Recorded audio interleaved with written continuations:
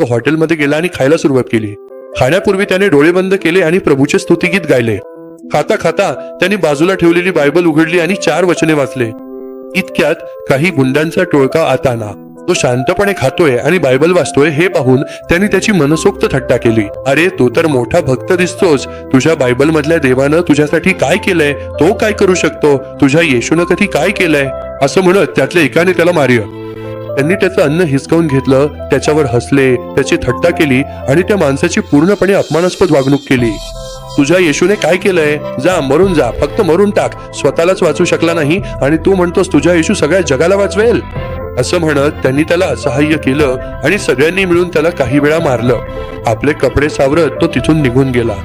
दरम्यान त्यांनी हवे तेवढं जेवण मागवलं, पण जेव्हा त्यांनी आपली खिसे तपासली, शेवटी ते गुंडच होते, दंगेखोर होते. त्यांच्याकडे कोणाकडेही पैसे नव्हते. त्यांनी मनसोक्त जेवण केलं तर ते काउंटरकडे गेले. तो काउंटरवर बसून सगळं पाहत होता. ते आले आणि म्हणाले, आम्ही जेवलोय, पण तुला पैसे द्यायची गरज नाही. अरे, असं का? त्यांना त्या ख्रिश्चनावर दया आली, ज्याला चांगलं वाईट काहीच माहित नव्हतं, आणि त्याला मारलं. त्याला मारल्यानंतर त्यांनी विचारलं, तुझ्या येशूने काय केलं? पण त्यांनी त्याला उत्तर द्यायलाही दिलं नाही आणि सतत मारतच राहिले. त्याने आपलं उत्तर दिलं आणि निघून गेला. उत्तर काय होतं? त्यानं तोंड बंद ठेवलं आणि निघून गेला. तो फक्त शांतपणे निघून गेला.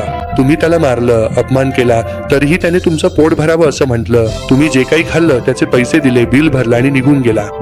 प्रिय बंधूंनो आणि भगिनींनो, येशूने काय केलं? येशूने काय केलं हेच जग विचारता. हा प्रश्न विचारणाऱ्या प्रत्येकासाठी येशू ख्रिस्ताने क्रुसावर आपली किंमत चुकवली आणि मग स्वर्गात गेला. तुम्ही आणि मीच ते होतो ज्यांना आपल्या चुका आणि पापांसाठी शिक्षा मिळायला हवी होती, कारण आपण ती शिक्षा सहन करू शकत नाही. आपण नरकातील जळणं आणि यातना अनंत काळ सहन करू शकत नाही. आपण त्याच्यावर विश्वास ठेवला किंवा नाही, तरीही त्याने सर्वांना सारखं प्रेम केलं. तुमच्यासाठी, माझ्यासाठी, जगासाठी, अगदी त्याची थट्टा करणाऱ्यांसाठीही त्यानं स्वतःचं जीवन क्रुसावर बळी दिलं.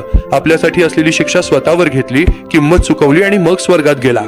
आता मी तुम्हाला विचारतो, येशूने अजून काय करायला हवं होतं?